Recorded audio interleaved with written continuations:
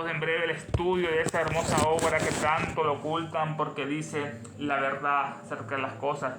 Isis sin velo, estamos en el tomo 2, capítulo 4, la página 101. Conoceremos las grandes maravillas de Oriente. Nos quedamos en el último episodio estudiando lo que decían aquellos hombres sobre Tyndall, que decía que el espiritismo es una creencia degradante. Tyndall, el gran científico de su época, Tyndall, tenía en su época, en la reunión de Belfast, en Irlanda, el señor Tyndall tenía dos aversiones favoritas. Una es la teología y la otra el espiritismo. Ya hemos visto lo que pensaba de la primera, la teología, y la segunda la calificaba el espiritismo como una creencia degradante. Cuando fue duramente presionado por la iglesia por supuesto ateísmo, se apresuró a negar la imputación y a pedir la paz. Pero, como sus agitados centros nerviosos y moléculas cerebrales tenían que equilibrarse, expandiendo su fuerza en alguna dirección, se vuelve contra los pobres, indefensos, desamparados, espiritistas por ser pusilánimes. Y en su fragmento de ciencia va a decir lo siguiente: Tyndall le tuvo miedo a la iglesia, cambió lo que decía en su discurso acerca de todo cambio por lo que en el mundo terrestre la materia representa. Hizo este cambio Tyndall por miedo que tenía, arrebatando a la teología todo el dominio, la teoría cosmológica, y dijo que la materia es la promesa y potencia de cada forma y calidad de vida en el universo. Solo la materia, no el espíritu. Y después lo cambió. No puso cada forma y calidad de vida, sino solamente la materia es la promesa y potencia de toda la vida terrestre. Tyndall tuvo miedo. Así que calificó creencia degradante al espiritismo. Cuando fue duramente presionado por la iglesia, por supuesto ateísmo, tenía fuerza de la iglesia, un ateo, hacía un ostracismo, se apresuró a negar la imputación y a pedir la paz. Pero como sus agitados centros nerviosos y moléculas cerebrales de estos grandes científicos, son centros nerviosos y son moléculas cerebrales, dopamina, serotonina, tenían que equilibrarse sus moléculas expandiendo su fuerza en alguna dirección, con alguien tenía que agarrarlas, se vuelve contra los pobres, indefensos, desamparados, espiritistas por ser pusilánimes. Le tuvo miedo a los católicos, a los sacerdotes, a esos violadores de niños, a esos obispos. Se meten con los pobres espiritistas porque son pusilánimes, tienen falta de valor frente a las desgracias y posibles sufrimientos, son cobardes estos espiritistas, y se mete con ellos Tyndall. Y en su fragmento de ciencia insulta sus creencias de esta manera, con esta frase bastante interesante, que lo puso al principio del capítulo, Elena, capítulo 4. El mundo tendrá una religión de algún tipo, aunque para ello tenga que huir al prostíbulo intelectual del espiritismo. Qué frase Elena nos trae. Es lo que dice Tyndall en su discurso, fragmentos de ciencia. El mundo tendrá una religión de algún tipo, cualquiera. Islam, a la rata, al mono, como en India, Alá, los demonios Jehová, Alá, a Buda. El mundo tendrá una religión de algún tipo, aunque para ello tenga que huir al prostíbulo intelectual del espiritismo. Es un prostíbulo, el espiritismo se pagaba por las manifestaciones, es un prostíbulo intelectual del espiritismo. Es la religión que van a tener, o tuvieron estos espiritistas. Qué frase: el mundo tendrá una religión de algún tipo, aunque para ello tengan que huir al prostíbulo intelectual del espiritismo. ¡Qué monstruosa anomalía! Bueno, el espiritismo, donde pagan por obtener pseudo conocimientos intelectuales, se pagaba para ver las manifestaciones de pseudo conocimiento intelectual, falso conocimiento intelectual, pagaban las personas espiritistas. ¡Qué monstruosa anomalía! Que algunos millones de personas inteligentes se permitan ser vilipendiadas de esta manera por un líder de la ciencia, quien él mismo nos ha dicho que lo que hay que reprimir tanto en la ciencia como fuera de ella es el dogmatismo. Es lo que hay que reprimir, decía este hombre.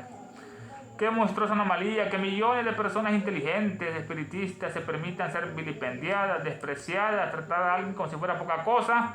De esta manera Tyndall las trata, los vilipendia.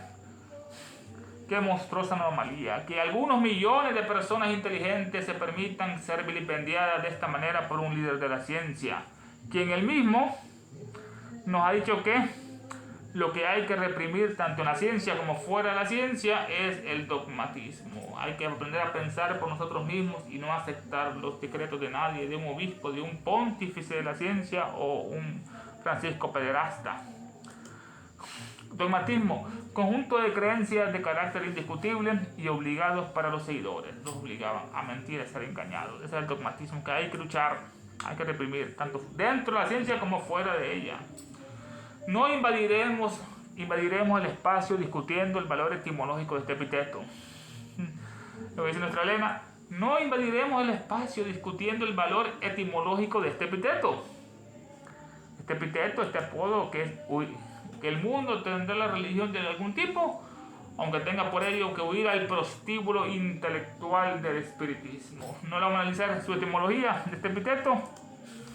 Al tiempo que expresamos la esperanza de que no sea adoptado en épocas futuras por la ciencia como un tindalismo. Al tiempo que expresamos la esperanza de que no sea adoptado esta frase en épocas futuras por la ciencia como un tindalismo. Nos limitaremos a recordar al benevolente caballero Tyndall de un rasgo muy característico de sí mismo. Un rasgo que tenía característico de sí mismo. Nos limitaremos a recordar al benevolente caballero de un rasgo muy característico en sí mismo, uno de nuestros espiritistas más inteligentes, honorable y erudito, un autor de no poco renombre, ha calificado señaladamente a Tyndall este rasgo como su coquetería simultánea con opiniones opuestas. Lo que digo este espiritistas acerca de este asunto: uno de los espiritistas más inteligentes, honorables y eruditos, un autor de no poco renombre, ha calificado señaladamente este rango de Tyndall como su coquetería, su atracción, su coquetería simultánea de Tyndall con opiniones opuestas. Es una cosa y es por lo contrario. Esta persona inteligente espiritista es E.P. Sargent. E.P. Sargent nació en 1813, era un editor, poeta, dramaturgo de Estados Unidos, escribió en favor del espiritismo. La prueba palpable de la inmortalidad. Dice, la prueba palpable de la inmortalidad, bases científicas del espiritismo. Lo que escribió este hombre, E.P. Sargent, la prueba palpable de la inmortalidad y las bases científicas del espiritismo. Es lo que él quería hacer un sistema. Las pruebas palpables de la inmortalidad, ¿qué pruebas están en nuestra alma y nuestro espíritu que están dentro de nosotros? Y las bases científicas del espiritismo. Escribió este hombre inteligente, su nombre es Elena, erudito y honorable. E.P. Sargent analizó ese rasgo característico de Tyndall, su coquetería simultánea entre la izquierda y la derecha, con opiniones opuestas. Véase su panfleto, lo hace toda la materia de E.P. Sargent. Este panfleto lo hace toda la materia. Si hemos de aceptar el epíteto del señor Tyndall en toda su grosera significación, el mundo tendrá la religión de algún tipo, aunque para ello tengan que volar al prostíbulo intelectual del espiritismo. Si hemos de aceptar ese epíteto, el señor Tyndall en toda su grosera significación se aplica menos a los espiritistas que son fieles a sus creencias. Muy cierto. Que al científico ateo que abandona los amorosos brazos del materialismo para arrojarse a los brazos de un despreciado teísmo. Como analizamos la frase, decía Tyndall que los cobardes hay que buscarlos no dentro del ámbito de la religión, sino dentro del ámbito científico.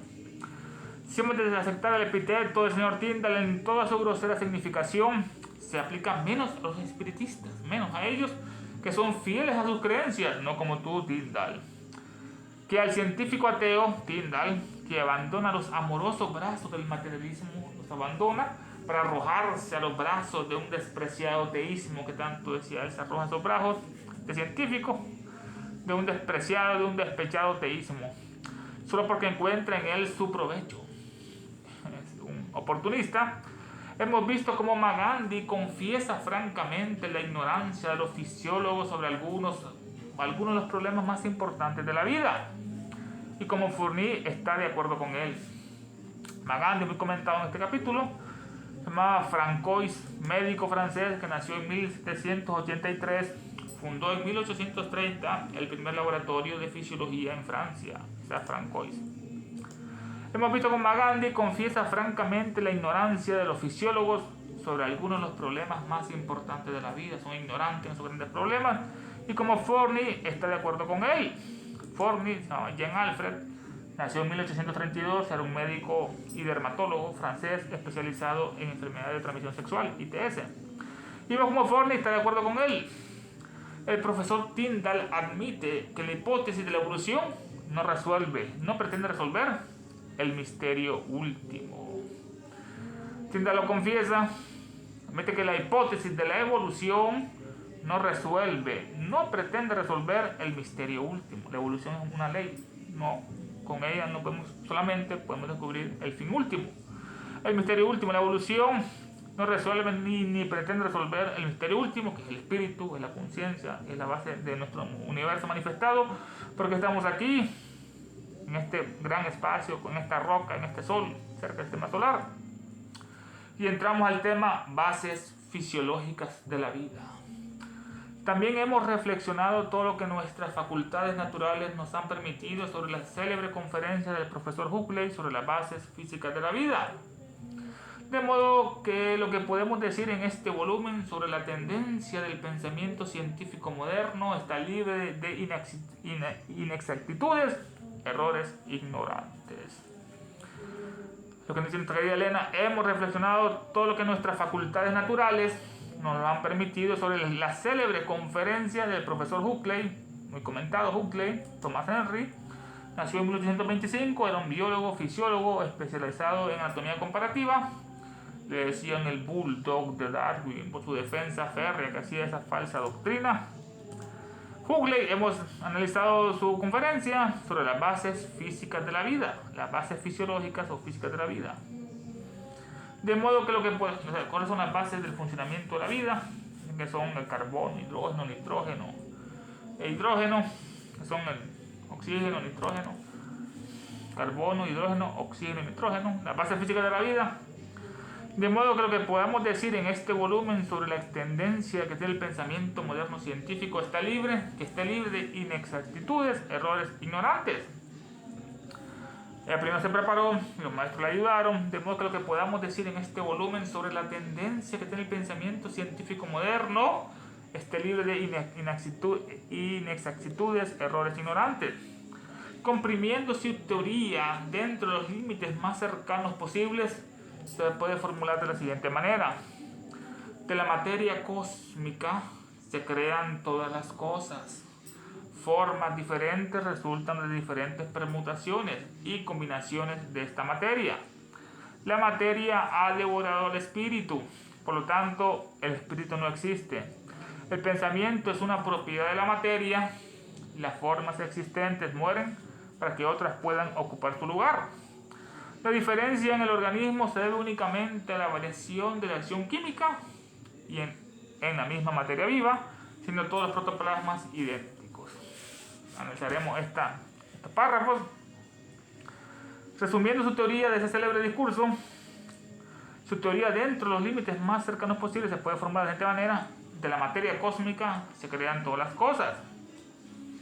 La materia del cosmos se crean las galaxias, los soles, los planetas, los satélites, las lunas, los humanos, animales, plantas. De esa materia cósmica todo se crea. Se crean todas las cosas. Formas diferentes resultan de diferentes permutaciones y combinaciones de esta materia, como son los elementos, los átomos que se unen, forman moléculas, H2O, hidrógeno, agua, y así sucesivamente, cloruro de sodio, sodio con cloro. De la materia cósmica se crean todas las cosas. Formas diferentes resultan de diferentes permutaciones. No es lo mismo que un caballo, que una serpiente, que un burro, que un pez, que un mineral. Porque son formas diferentes ellos, que se resultan de diferentes permutaciones, diferentes cambios y combinaciones de esta materia. Es lo que nos dice este Huxley. Formas diferentes resultan de diferentes permutaciones y combinaciones de esta materia, enlaces químicos, etc. Esta materia cósmica. La materia, como dicen estos científicos, ha devorado al espíritu. No hay purucha, no hay espíritu y materia, purucha y prakriti. Los científicos estos ciegos dicen que la materia ha devorado al espíritu, por lo tanto el espíritu no existe. El pensamiento es una propiedad de la materia, son moléculas cerebrales que se mueven, que crean los pensamientos, dicen ellos, ¿no? El pensamiento es una propiedad de la materia. Las formas existentes mueren para que otras puedan ocupar su lugar. Esto, bueno, dice, la materia no se destruye, solo se transforma, igual que la energía. El pensamiento es una propiedad de la materia. Las formas existentes mueren para que otras puedan ocupar su lugar. La diferencia en el organismo se debe únicamente a la variación de la acción química en la misma materia viva. Esta diferencia en el organismo, soles, planetas, lunas, humanos, animales, plantas y rocas son diferentes, se deben únicamente a la variación de la acción química, los enlaces covalentes que tienen ellos en la misma materia viva. Esa es la diferencia que hay entre los organismos, entre nosotros los animales, entre los animales y las plantas. Su diferencia es entre un perro y un lobo, es la acción química en la misma materia visible, en la misma materia viva. La diferencia en el organismo se debe únicamente a la variación de la acción química en la misma materia viva. Siendo todos los protoplasmas idénticos, esto lo dice Huxley, que el protoplasma es el Dios principal de ellos. Entramos a su recinto sagrado, al templo de la santa molécula. El protoplasma es la primera formación, lo que fue formado primero, quiere decir, es la vida más primitiva. Es la materia esencial en que está constituida toda la célula. Su citoplasma, el núcleo, el aparato de Golgi, mitocondrias, todo esto están hechos de este protoplasma, de este citoplasma. Todo es la primera formación, protoplasma. Lo que fue formado primero es la vida más primitiva, es la materia esencial en que está constituida toda la célula, sus lípidos, su membrana celular, el nucleolo, etc. Es el protoplasma. Todos los protoplasmas son idénticos, lo que cambia son los enlaces químicos, moleculares de la materia que crean diferentes formas. En lo que respecta a la química y a la microscopía, el sistema del profesor Huxley puede ser impecable. Y la profunda sensación causada en todo el mundo por su enunciación puede comprenderse fácilmente. Seguimos con Huxley. En lo que respecta a la química y a la microscopía, la pequeña vida, el sistema del profesor Huxley puede ser impecable. Y la profunda sensación causada en todo el mundo por su enunciación, que esto viene del protoplasma, puede comprenderse fácilmente. Pero su defecto es que el hilo de su lógica no comienza en ninguna parte y termina en el vacío. La crítica real que le hace Elena a este sistema de Huxley, pero su defecto es que el hilo de su lógica no comienza en ninguna parte, comienza con el protoplasma, pero que no creó, cómo vino, cómo se formaron, y termina en el vacío. Ha hecho el mejor uso posible del material disponible. Dado un universo repleto de moléculas dotadas de fuerza activa y conteniendo en sí mismas el principio de vida, y todo lo que resta es fácil. Un conjunto de fuerzas inherentes impulsan a agregarse en mundos, a la materia, y otras fuerzas inherentes evolucionan a las diferentes formas de organismos vegetales y animales. En la parte que decía Huxley, ha hecho lo mejor posible con el material disponible, la materia cósmica, dado un universo repleto de moléculas lleno de átomos, electrones, protones, neutrones, quarks, etc., bosón de Higgs, dado un universo repleto de moléculas, está lleno, dotados de fuerza activa. Las moléculas tienen fuerza activa, vienen de Foucault, que es un torbellino de fuego que va formando los elementos, hidrógeno el principal, helio, y así va, neón en diferentes casos. Es una teoría, no es una tabla periódica, es un remolino, es una espiral de elementos que se forma a través del fuego. Dado un universo repleto de moléculas dotados de esa fuerza activa, quien le da el movimiento a las moléculas, a los átomos, a los electrones, es el espíritu, es la fuerza, es el ángel, es el purucha. Dado un universo repleto de moléculas dotados de fuerza activa y conteniendo en sí mismas el principio de la vida, átomos, moléculas contienen el Foucault, contienen el prana, tienen el principio de la vida, todos los átomos, todo tiene vida, y conteniendo en sí mismas el principio de la vida, estas moléculas, el prana, el Foucault, y todo lo que resta es fácil, ya. En su teoría, hay un conjunto de fuerzas inherentes que impulsan a agregarse en mundos a la materia. Forman mundos, estrellas, satélites, todos son redondos. Es la esfera, es la figura geométrica más perfecta. Hay un conjunto de fuerzas de gravedad y otros. Magnetismo, conjunto de fuerzas inherentes a la materia que impulsan a agregarse en mundos. Se van uniendo, igual que el ser humano se forma de la unión de dos células y se van multiplicando y se van agregando hasta formar un organismo, un feto, un embrión en la mujer y después nace. Hay un conjunto de fuerzas inherentes que impulsan a agregarse a los mundos y hay otras fuerzas inherentes que evolucionan las diversas formas de organismos vegetales y animales. Dos fuerzas inherentes, uno crea los mundos y otro crea las distintas formas de animales y vegetales. Fuerzas inherentes que forman esto. Interesante, conjunto de fuerzas inherentes que impulsan a agregarse a mundos y otras fuerzas inherentes que evolucionan las diversas formas de organismos vegetales y animales en este punto. Pero, ¿qué fue lo que dio el primer impulso a aquellas moléculas y le dotó de esa misteriosa facultad de la vida? La pregunta que nos hace del millón, Elena. ¿Qué fue lo que dio el primer impulso a estas moléculas y la dotó de esa misteriosa facultad de la vida? Le dio la vida, el prana. ¿Quién fue? Fue Fujat, fue la jerarquía septenaria, y Fujat es el hijo, la fuerza, es el aliento, el hálito del soplo de vida, es el fuego, que el fuego está la vida. El sol nos da oxígeno, nos da luz, nos da fotosíntesis en las plantas. ¿Qué fue lo que dio el primer impulso a aquellas moléculas y le dotó de esa misteriosa facultad de vida? Es el ángel, es la divinidad, es el Fujat.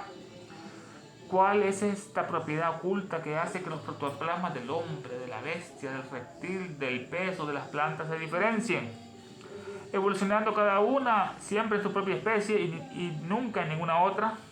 La pregunta que nos hace ahora, interesante.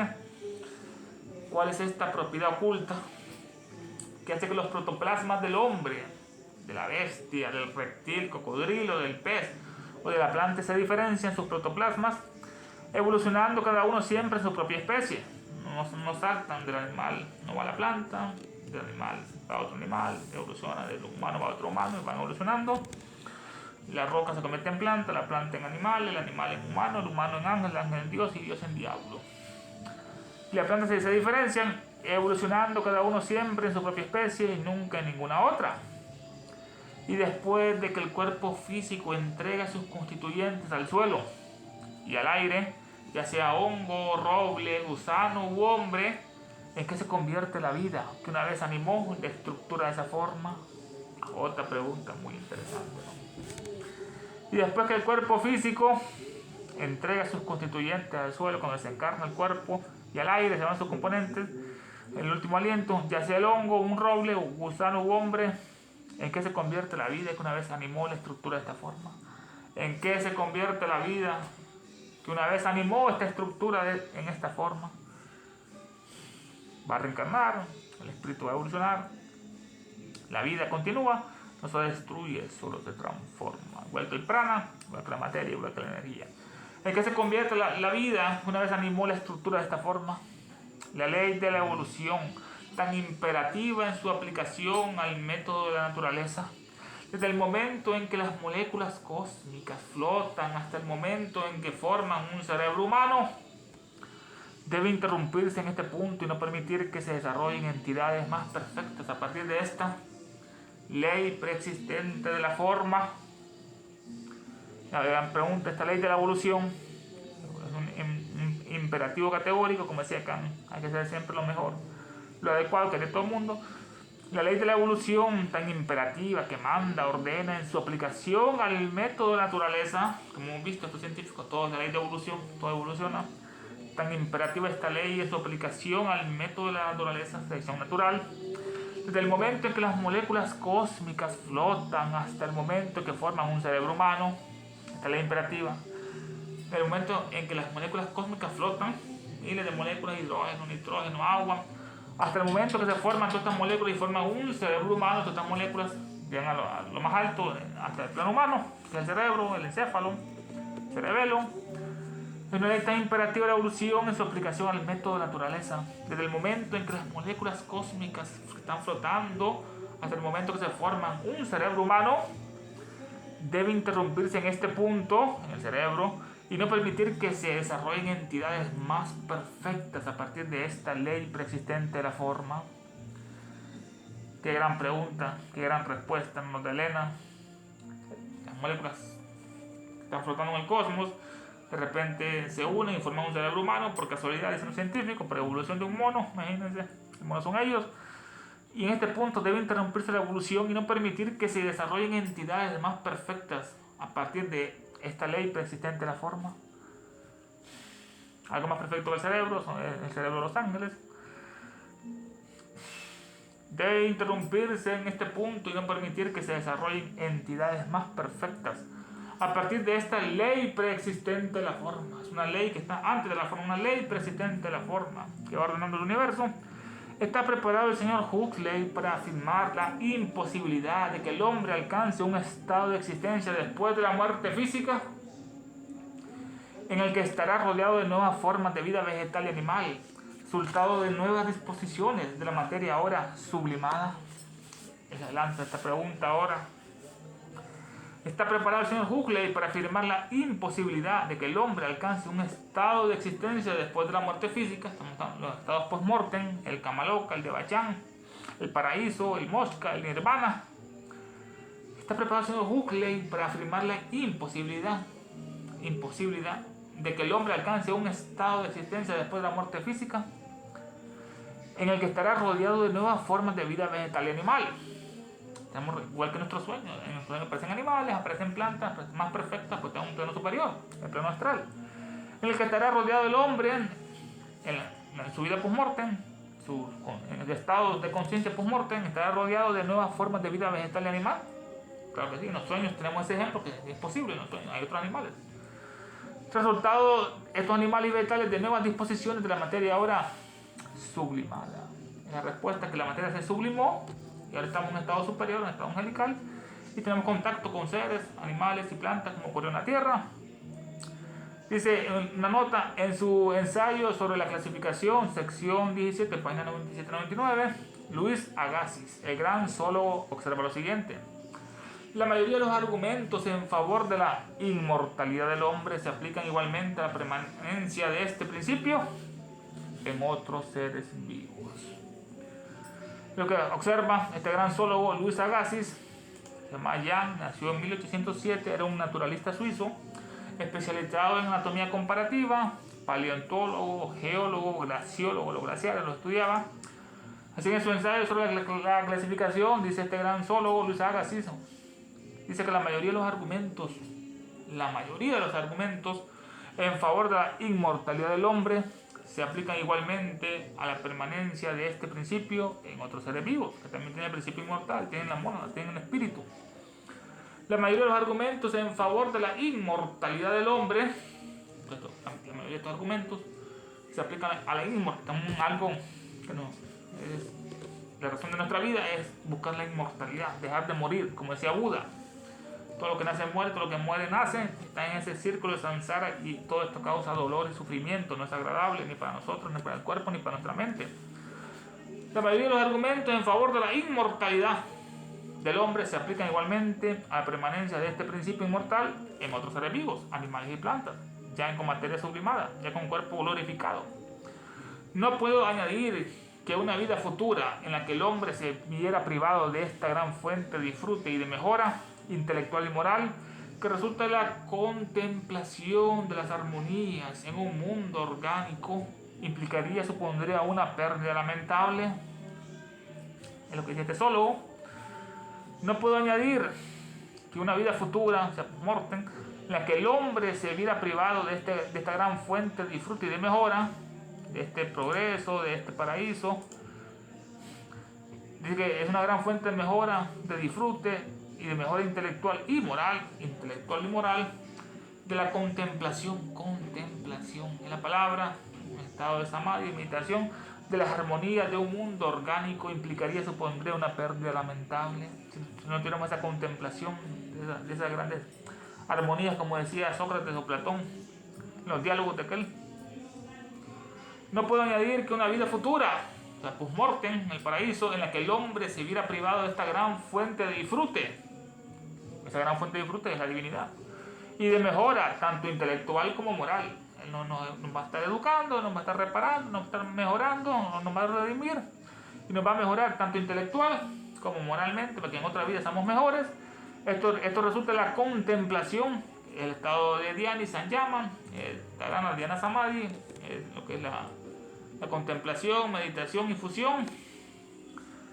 Dice, no puedo añadir que una vida futura en la que el hombre se viera privado de esta gran fuente de disfrute y de mejora intelectual y moral que resulta de la contemplación. Es el resultado de la contemplación, esa mejora moral y intelectual resulta de la contemplación de las armonías, como decía Platón, la contemplación de las armonías de los ángeles superiores, de los arcángeles, de un mundo orgánico. Ese mundo orgánico, que todo está vivo, muy cierto, supondría una pérdida lamentable si no tuviéramos esa mejora con ese mundo orgánico sublimado, esas plantas, esos animales sublimados. Y no podemos esperar un concierto espiritual de los mundos combinados y todos sus habitantes en presencia de su creador, como la concepción más elevada del paraíso. Se lo dice Agassiz en este punto. Y no podemos esperar un concierto espiritual, un concierto, una armonía que hay en el universo, esos soles, Mercurio, Venus, Tierra, Marte, Júpiter, Saturno, todos con una armonía.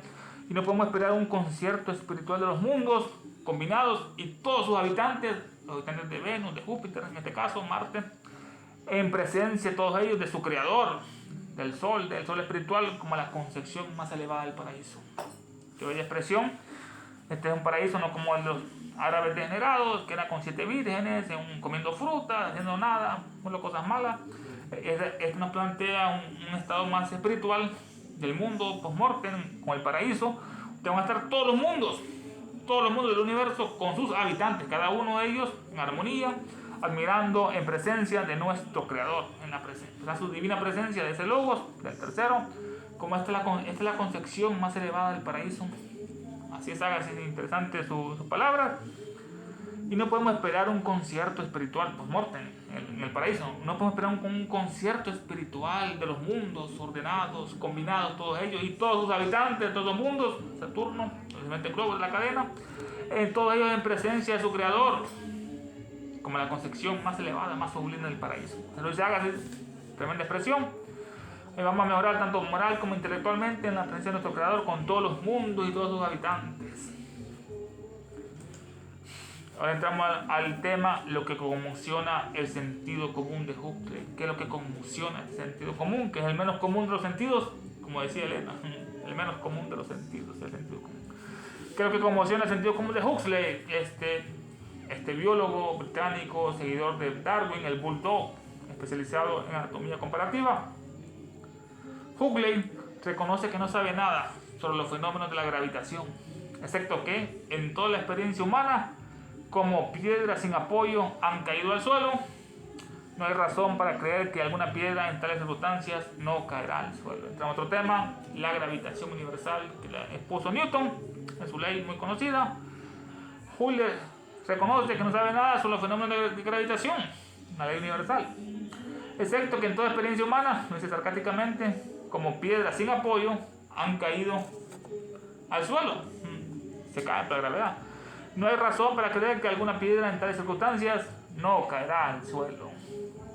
Pero rechaza por completo cualquier intento de convertir esta probabilidad en una necesidad. Y de hecho dice lo siguiente: repudio y maldigo por completo al intruso. Los hechos los conozco y la ley también. Pero, ¿qué es esta necesidad? Sino una sombra vacía proyectada por mi propia mente. ¿Qué expresión de este hombre? Huxley conocía lo de la ley, pero rechaza por completo cualquier intento de convertir esta probabilidad, saltar la piedra sin apoyo, en una necesidad. Lo rechaza. Y de hecho dice lo siguiente: repudio y anatematizo, maldigo por completo al intruso, al espiritista, al medium. Los hechos los conozco, saltar la piedra, y la ley también, gravedad. Pero, ¿qué es esta necesidad? ¿Por qué ocurre esta necesidad que todo lo que cae? Por atracción.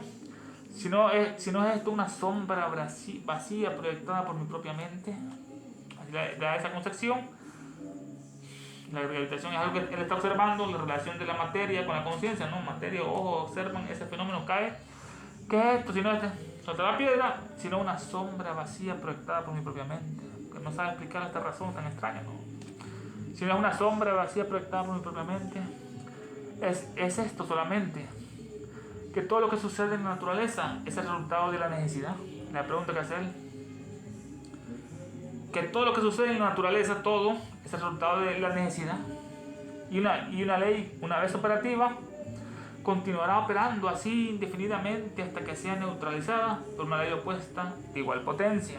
Estamos entrando al mundo de la física. ¿Es esto solamente, en este punto, es esto solamente que todo lo que sucede en la naturaleza es resultado de la necesidad?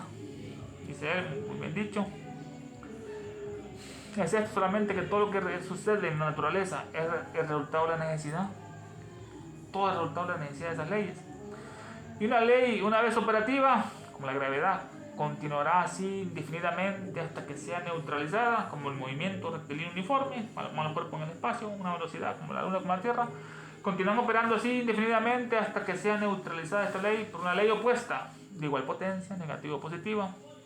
Así, es natural que la piedra caiga al suelo, obedeciendo a una fuerza. Está la gravedad. Y es igualmente natural que no caiga la piedra, sino que se eleve. Que habiendo caído debería levantarse de nuevo. Es igualmente natural que no caiga la piedra, que habiendo caído debería levantarse de nuevo, obedeciendo a otra fuerza igualmente potente, tomando las levitaciones. Esto ocurre. Obedeciendo a otra fuerza igualmente potente, que es la fuerza psíquica, la fuerza ódica, la fuerza astral, etc. Como la que el señor Huxley puede o no estar familiarizado. No es Elena, esta ley. ¿Debería levantarse de nuevo la piedra? Así es natural que la piedra caiga al suelo obedeciendo una ley, la verdad. Y es igualmente natural que no caiga la piedra, nos dice ella, ¿no? Que habiéndolo caído, debería levantarse de nuevo, obedeciendo a otra fuerza igualmente potente, con la que el Huxley puede o no estar familiarizado, la fuerza de la levitación. Es natural que una silla descanse en el suelo una vez colocada allí, está la silla descansando en el suelo, y es igualmente natural, como lo demuestra el testimonio de cientos de testigos competentes, que se eleve la silla en el aire sin ser tocada por ninguna mano visible o mortal. Es igualmente natural, no es ella, que esté la silla descansando, como lo demuestra el testimonio de cientos de testigos competentes, estamos en los fenómenos espiritistas, las sillas, las mesas voladoras, que analizó el conde Agenor de Gasparín y tuvo ese debate con los de Mirville de Meaux, el marqués.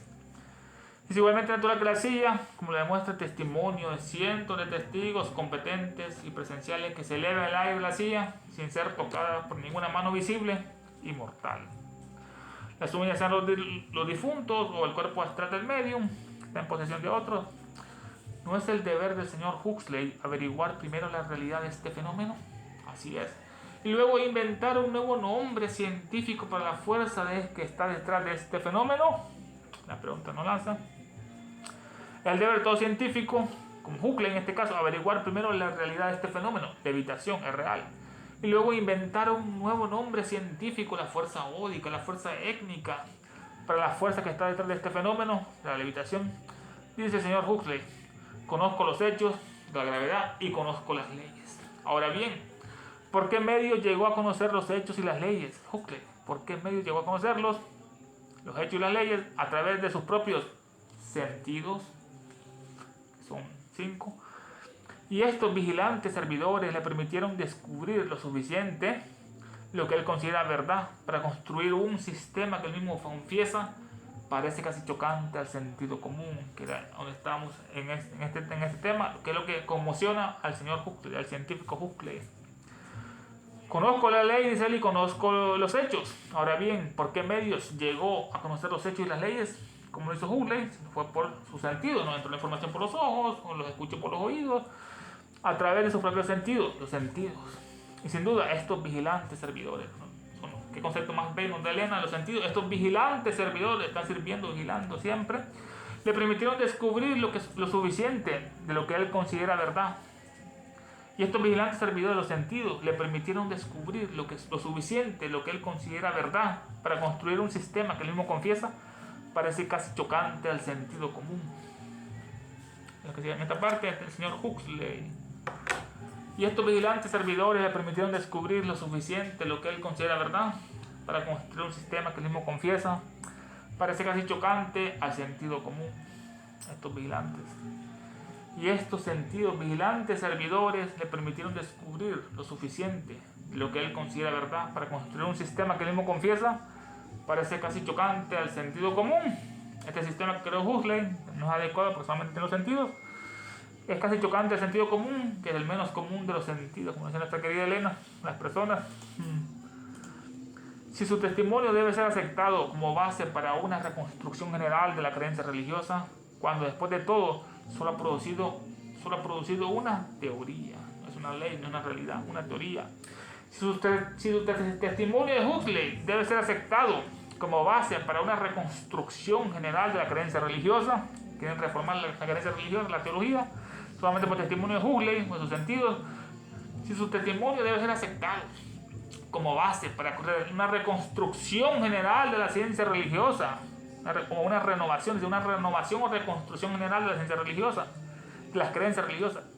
Si su testimonio debe ser aceptado como base para una reconstrucción general de la creencia religiosa, cuando después de todo solo ha producido una teoría, este Huxley.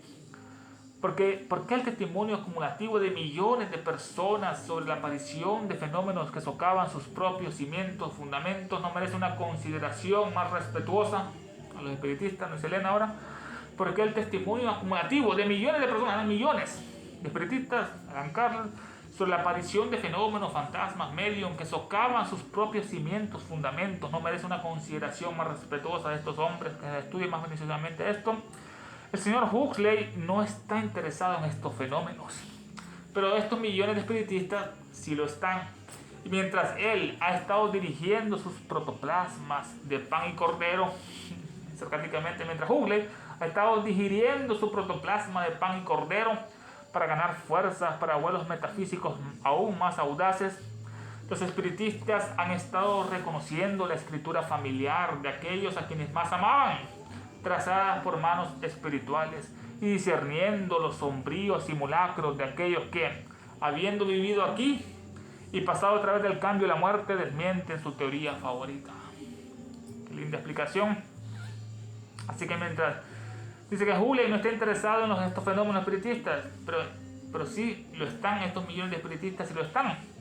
Y mientras Huxley él está digiriendo, está comiendo sus protoplasmas de pan y cordero, todos son protoplasmas de pan y cordero, un protoplasma diferente, lo está comiendo, lo está digiriendo Huxley, su protoplasma de pan y cordero, para ganar más fuerzas con el protoplasma de pan y cordero, para vuelos metafísicos aún más altos, aún más audaces, para ver hasta dónde podemos leer estos protoplasmas.